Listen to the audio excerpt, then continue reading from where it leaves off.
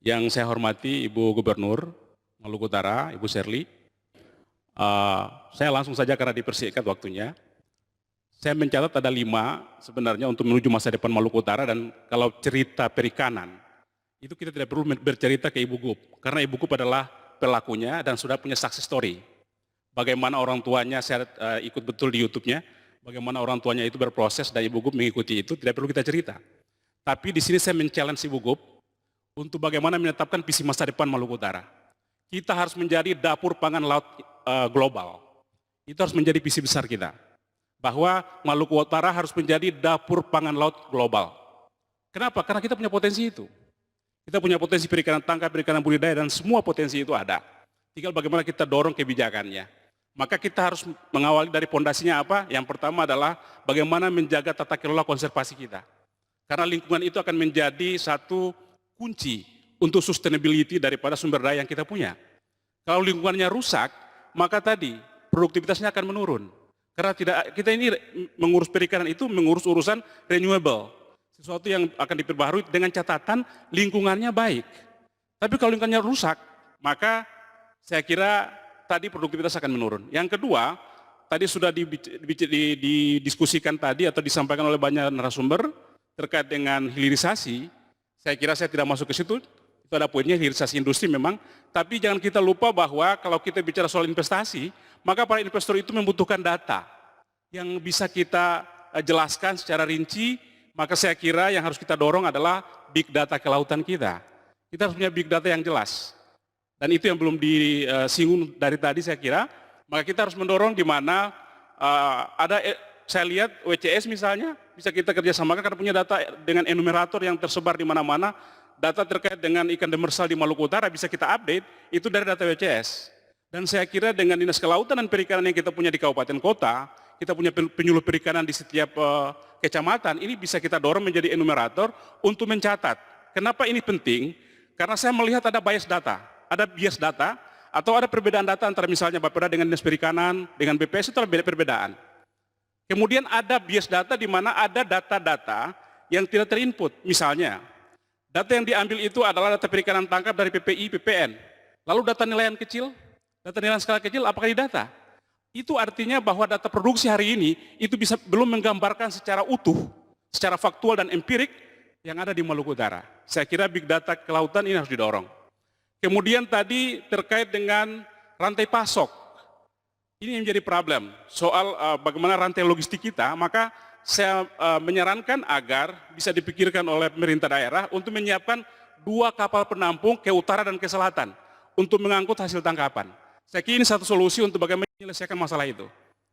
Dan yang terakhir, saya berharap agar eksekusi kebijakan diikuti dengan eksekusi anggaran yang pro kelautan dan perikanan dan menjadikan kelautan dan perikanan sebagai leading sektor karena ini adalah masa depan Maluku Utara.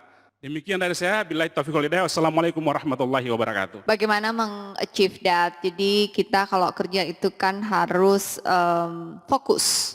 Fokus kita di tahun 2025 kemarin dengan anggaran yang terbatas, kita merevitalisasi cold storage, pabrik es, dan ABF yang ada di Dufa-Dufa.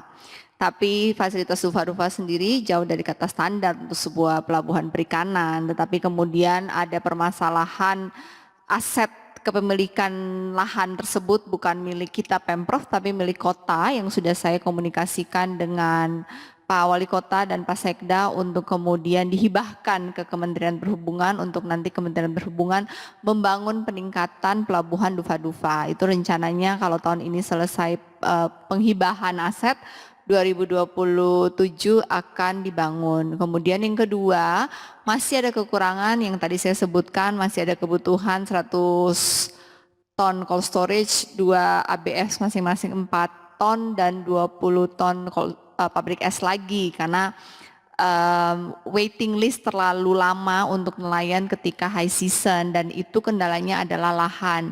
Kita sudah berkomunikasi dengan pemilik lahan untuk mereka mau melepas dalam proses Perkim untuk melepas membeli tanah tersebut untuk kemudian kita Pemprov yang akan bangun dan akan profit sharing dengan swasta. Kenapa swasta tidak mau invest? Kembali lagi seperti tadi yang diceritakan oleh Prof dan lain yang mungkin tadi juga diceritakan oleh tadi ada para pengusaha bahwa ketidakstabilan di Maluku Utara itu sangat tinggi sehingga biasanya swasta dalam masuk dan berinvest besar itu mereka mikir-mikir. Oleh karena itu kita sebagai fasilitator, sebagai pemerintah, kita harus mengumpan dengan menginvestasi awal, tapi sehingga supaya investasinya tidak sia-sia, kita harus pastikan dikelola oleh pengelola yang baik, off-taker yang baik, sehingga PAD-nya itu cukup untuk pengembalian investasi.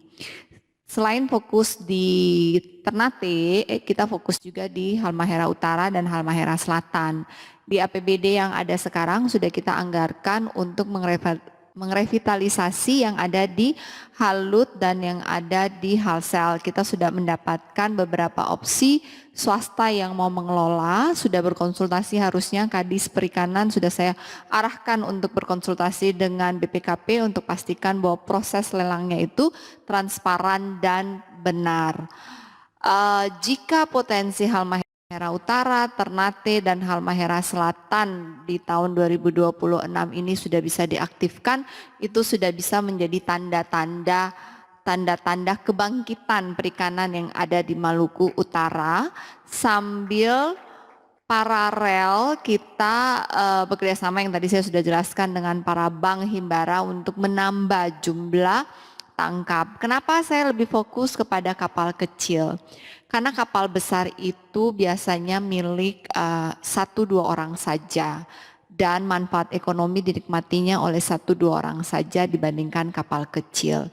Saya membuka luas tapi dengan hati-hati kapal besar, karena sekali kapal besar masuk maka kapal kecil nelayan kita kehilangan fishing ground. Itu yang terjadi di masa sebelum Bu Susi waktu itu membatasi banyak kapal besar.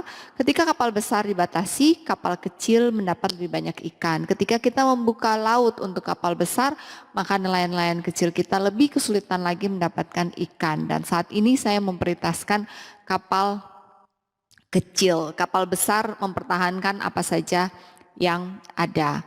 Selain dari Halmahera Utara dan Halmahera Selatan, di tahun 2027 kita akan fokus untuk Haltim dan Sula. Itu rencana kita, tapi dengan paralel jika sudah ada tanda-tanda masuk, biasanya lingkungan ekosistem swasta itu sederhana. Sekali mereka masuk, mereka menganggap bagus, dia akan ngomong ke swasta yang lain, dia akan ekspansi dengan sendirinya.